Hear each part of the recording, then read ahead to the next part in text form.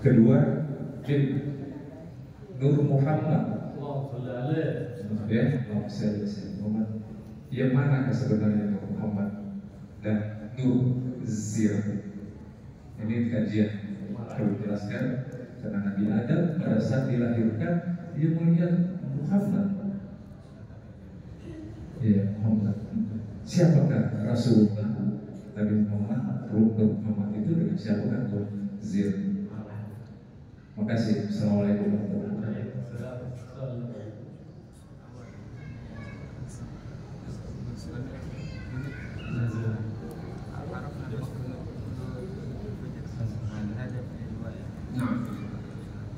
Alhamdulillah rabbil alamin wassalatu wassalamu ala nuril mubin sayyidina Muhammad wa ala alihi wa sahbihi ajma'in. Amma ba'd.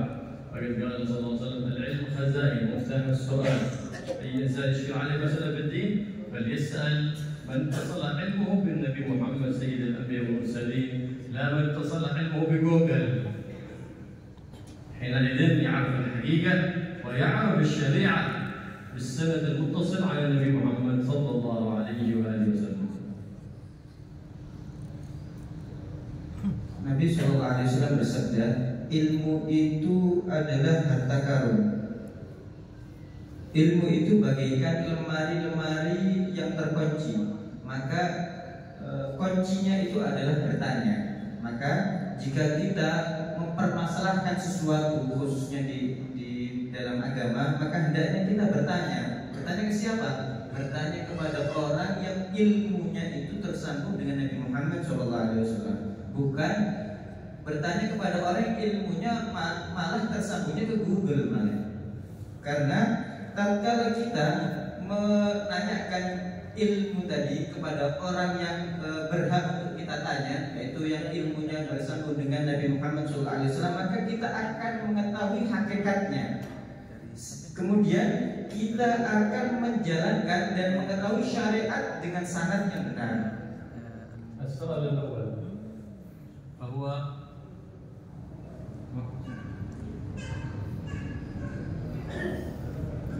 السؤال الأول يقول عن القنوت. قنوت النازلة سنة واردة عن النبي محمد صلى الله عليه وسلم.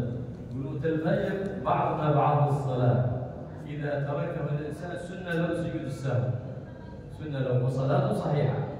أما قنوت النازلة أي إذا نزلت بالمسلمين نازلة من غلاء، من قلة الأمطار، من وباء، من فيروس، من قحط، من أي مصيبة سواء في البلاد التي نحن فيها أو في بلاد أخرى من بلاد الإسلام، سنة القنوت النازلة في الصلوات كلها، ليس في العشاء بل في جميع الصلوات سنة القنوت النازلة، وقد قالتها النبي محمد صلى الله عليه وسلم، وهذا سنة إذا تركه لا يسجد السهو، لكن يسن أن للمسلمين أن يقنطوا برفع النوازل التي نزلت. وأنت كل يوم تشاهد في التي في السوشيال كل يوم مصيبة جديدة في بلاد الإسلام وفي المسلمين، فلهذا يندب لنا أن نحب المسلمين، نحب غزة، نحب فلسطين، نحب المجاهدين. إذا ندعو لهم في الصلوات، عقب الصلوات، في خطبة الجمعة ندعو لهم لإخواننا فلسطين في رفح، في غزة، في فلسطين، في غير ذلك. فكيف نحن نقول نحن قلوبنا معهم ولا ندعو لهم لا في الصلاة ولا بعد الصلاة؟ إذا ما هي محبة هذه للمسلمين. والنبي محمد صلى الله عليه وسلم يقول المسلم كالبنيان يشد بعضه بعضا، إذا تداعى كالعود كالجسد الواحد، إذا تداعى عضو اشتكى له شارك يسبب السهر والحمى، إذا في ألم يصب عنها، كل الحمى إلى الجسم كله بسبب هذا الألم. هكذا المسلم مع المسلم كالجسد الواحد متماسك، وهذه هو الأخوة الإسلامية. Pertanyaan pertama yang ditanyakan tentang kunut nazilah, doa yang dibaca Habib tadi di sholat pada rakaat terakhir tadi, itu warid dari Nabi SAW. Adapun kunut sholat subuh itu adalah termasuk ba'dun min ab'adus sholat, termasuk ab'adus sholat. Namanya istilahnya ab'adus sholat, yang mana tatkala orang meninggalkannya sunnah sujud sahwi. Adapun kunut nazilah tatkala orang melaksanakannya itu sunnah. Kapan disunahkannya? Tatkala terjadi musibah tertimpa pada dirinya kaum muslimin di negaranya ataupun di negara orang lain.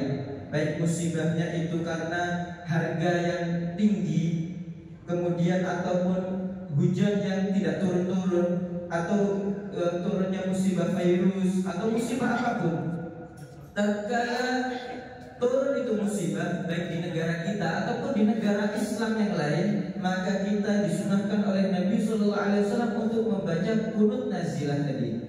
Bukan hanya di satu sholat aja, bahkan disunahkan di setiap sholat untuk membaca qunut nazilah. Dan Nabi SAW telah melaksanakan qunut nazilah tadi. Kalau orang tadi meninggalkan, tidak perlu sujud sahwi, dan akan tapi disunahkan tatkala terjadinya musibah. Dan kita sekarang ini kita menyaksikan baik di TV, di sosial media, kita melihat setiap hari ada saja yang namanya musibah yang baru. Baik musibah yang terjadi pada kaum muslimin, musibah yang terjadi di Palestina, di Gaza, di Rafah, dan di beberapa daerah yang lainnya. Kita menyaksikan itu musibah, maka hendaknya kita peduli kepada mereka dengan kita mendoakan mereka. Salah satunya dengan qunut nazilah tadi. Bagaimana kita mengatakan bahwasanya hati kita bersama mereka, akan tapi mendoakan mereka saja tidak. Di dalam sholat atau bahkan di luar sholat kita tidak peduli dengan mereka, dengan kita tidak mendoakan mereka. Bahkan Nabi SAW bersabda, seorang muslim dengan muslim yang lainnya itu seperti satu tubuh yang satu. Jika salah satu daripada anggota badan itu terkena sakit, maka yang lainnya akan merasa demam, merasakan rasa sakit daripada salah satu anggota yang terkena penyakit tadi. Begitulah ukhuwah Islamiyah, ikatan persaudaraan Islam. Hendaknya satu sama lain saling peduli dan satu sama lain saling merasakan rasa sakit satu sama lain. السؤال الثاني يسأل عن محمد بعدين يقول لما ولد آدم يشوف النبي صلى الله عليه وسلم. قال رسول الله صلى الله عليه وسلم قال رسول الله صلى الله عليه وسلم كنت أول النبيين بالخلق وآخرا في البعث. إذن نبي الله محمد نبي قبل أن يخلق آدم فهو نور. ثم أودع ذلك النور صلب آدم ثم انتقل إلى حواء وقال لم يزل الله ينقلني من الأصلاب الطاهرة إلى الأرحام الزكية الفاخرة حتى أخرجني الله من بين أبوي وهما لم يلتقيا على سفاح قط. كل آباء وأجداد النبي محمد صلى الله عليه وسلم كل من أهل التوحيد وأهل الإيمان الكامل بالله سبحانه وتعالى حتى برز هذا النور المبين محمد الرؤوف الرحيم، ويظهر نور النبي محمد في أمته في إحياء شريعته وإحياء سنته وأدبه وخلقه صلى الله عليه وآله وصحبه وسلم. يظهر هذا نور النبي محمد صلى الله عليه وآله وسلم.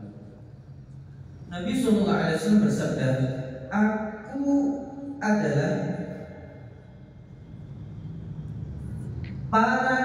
aku adalah orang yang pertama daripada kalangan para nabi di dalam penciptaan, dan aku adalah orang yang paling akhir daripada kalangan para nabi di dalam diutusnya, di dalam pengutusan.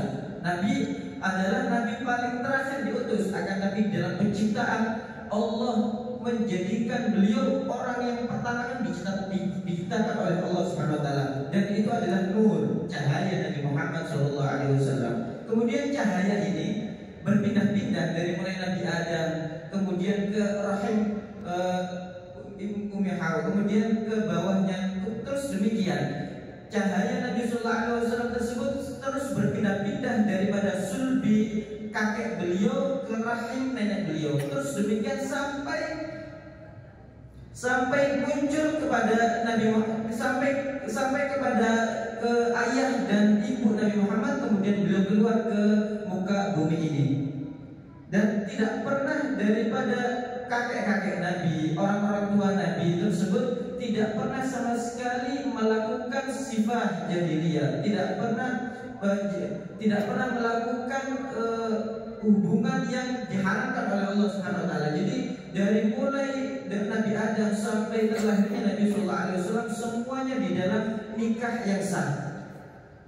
Kemudian kata beliau, setiap ayah dan kakek-kakeknya Nabi itu adalah semuanya adalah termasuk ahli tauhid, orang yang mengesahkan Allah Subhanahu wa taala, dan termasuk daripada orang yang memiliki iman sempurna. Seluruh kakek-kakek Nabi dan nenek-nenek Nabi Muhammad sallallahu alaihi wasallam. Kemudian cahaya Nabi Muhammad sallallahu alaihi wasallam ini akan tampak tatkala kita menjalankan syariat Nabi sallallahu alaihi wasallam, tatkala kita menghidupkan sunnah beliau di dalam kehidupan kita sehari-hari, maka cahaya Nabi sallallahu alaihi wasallam tersebut akan nampak. Jelas. Ada pertanyaan lain? Ada. Tolong.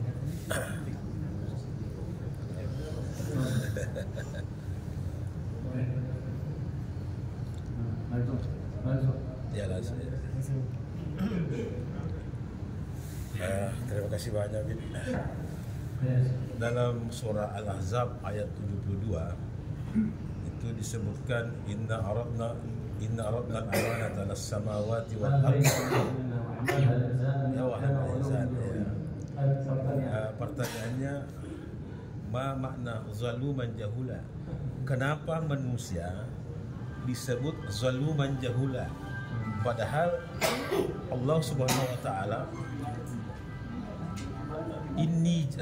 pernah berfirman, inni ja'ilun fil ardi khalifah.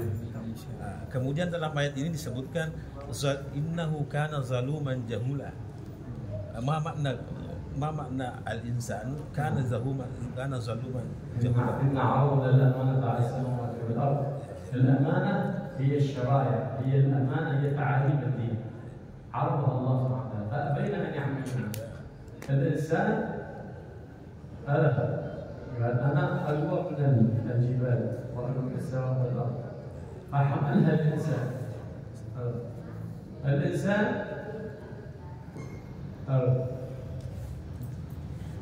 المظلوم اليهود هو الذي ما عرف قدر الأمانة،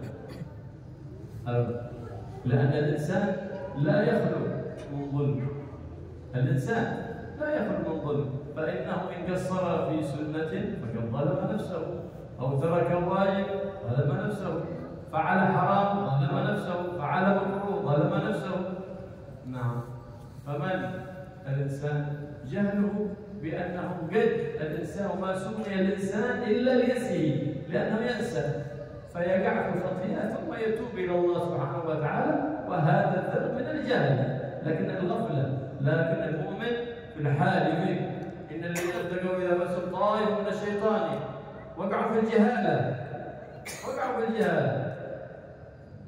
فذكروا لا إله إلا الله محمد رسول الله، تذكروا واستغفروا الله وتابوا إلى الله فإذا هم مبصرون تائبون راجعون لمولاهم آيبون إليه سبحانه وتعالى. Disebutkan tadi dalam ayat tadi,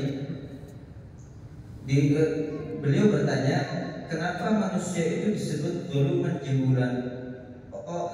Yang suka berbuat zalim dan sangat bodoh, sangat bodoh, sering berbuat kejahilan. Beliau mengatakan amanah yang dimaksudkan dalam ayat tadi itu adalah ta'alimuddin, ta'alimus syara'i, syariat-syariat, pembelajaran syariat, ajaran syariat yang dibawa oleh para anbiya. Kemudian amanah ini adalah sesuatu yang besar. Akan tapi manusia, mereka mengatakan saya ini kuat untuk menampung daripada amanah tadi. Seakan-akan dia menyatakan bahwasanya dirinya itu lebih kuat daripada gunung untuk memikul daripada amanah tadi. tidaklah disebut orang yang jahul, orang yang jahil, kecuali tatkala dia tidak mengerti kadar daripada amanah.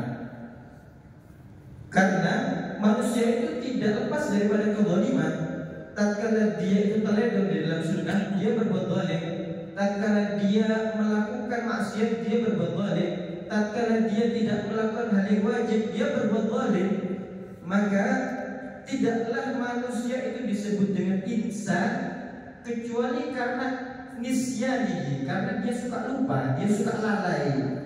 Tatkala dia lalai, tatkala dia lupa, jadi dia terjatuh dalam kesalahan. Akan tapi kalau manusia yang mukmin, tatkala dia jatuh ke dalam kesalahan dan kelalaian tadi, dia langsung tersadar. Allah Subhanahu wa taala berfirman dalam Al-Qur'an, "Innal ladzina taqaw idza massahum ta'ifun minasyaitani tadzakkaru." Sesungguhnya mereka orang-orang yang bertakwa, jika mereka tergelincir karena godaan daripada syaitan, mereka seketika langsung mengingat Allah Subhanahu wa taala, idza hum mubsirun. Kemudian mereka menjadi tersadar karena hal tersebut. Jelas. Zaluman ma'araf qadr al-amanah. Jahulan ma'araf 'uqubat man tahawana fi tilka al-amanah. Jelas. Dikatakan zalum orang yang suka berbuat zalim karena dia tidak mengenal, tidak mengetahui kadar besarnya amanah tadi. Disebutkan jahul, manusia itu jahul yang tidak mengetahui, sangat tidak mengetahui, karena dia tidak tahu akibat atau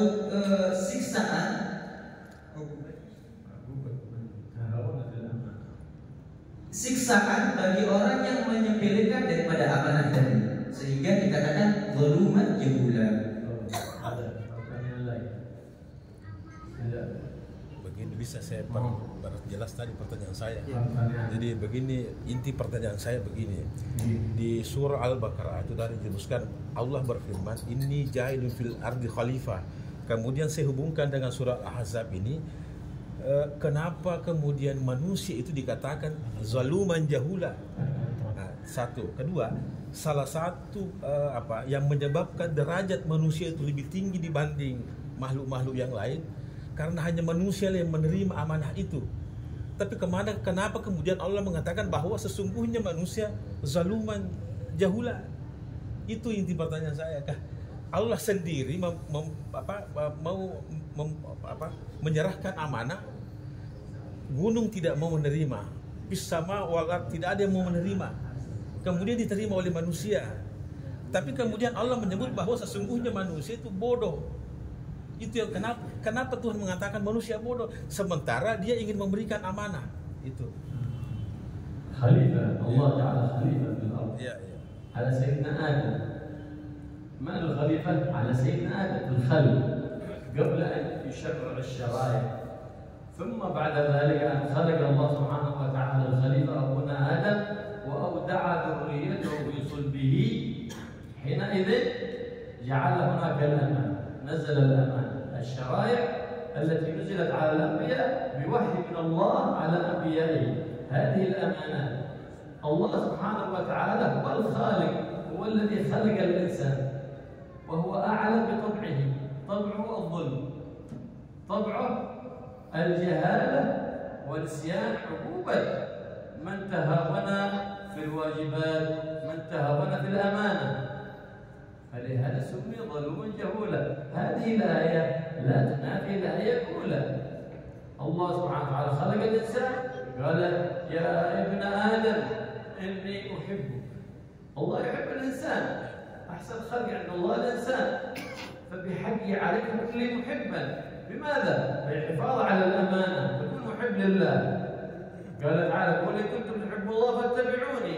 جعل الله علامة المحبة له اتباع لحبيب محمد، لأنها الأمانة كلها مجسدة في أقوال وأفعال وسيرة النبي محمد صلى الله عليه وآله وسلم. Beliau mengatakan khalifah yang dimaksud di situ adalah Nabi Nabi Adam sebelum disyariatkannya syariat-syariat tadi amanah yang kemudian nanti dipikulkan kepada wahyu yang akan diserahkan kepada para anbiya setelahnya. Allah Subhanahu wa taala adalah pencipta manusia dan Allah yang paling tahu dengan karakter manusia tadi yang diciptakan. Allah makanya Allah Subhanahu wa taala mengatakan bahwasanya manusia tadi disifati dengan kebodohan, dengan kezaliman, karena mereka ini menyepelekan amanah yang akan dipikulkan terhadap mereka. Allah mengetahui, Allah menciptakan mereka dan Allah mengetahui tentang karakter mereka dan tidak ada kontradiksi antara ayat pertama dan ayat kedua ini. Sebagaimana dikatakan dalam hadis qudsi, ya bani Adam, wahai anak Adam, saya ini uhibbu. Allah SWT mengatakan, wahai anak Adam, aku mencintaimu. Fa bihaqqi 'alaika kulli muhibban. Dengan hakku atasmu, jadilah engkau menjadi pecinta. Dengan apa menjadi pecinta tersebut? Dengan menjalankan perintah Allah Subhanahu wa taala dan menjauhi larangannya, dengan memikul, dengan menjalankan syariat tersebut.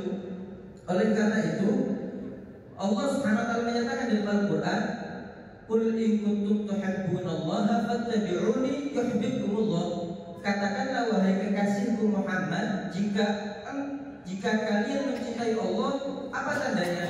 Fattabi'uni, ikutilah aku, ikutilah Nabi Muhammad SAW, yuhibbukumullah, maka Allah akan mencintai kalian. Di sini terma tanda seseorang tadi cinta kepada Allah adalah dengan mengikuti Nabi Muhammad, karena amanah itu terwujudkan pada seluruhnya pada ajaran yang dibawa oleh Nabi Muhammad SAW. Jelas. Oh, sudah pertanyaan lain atau cukup? Cukup.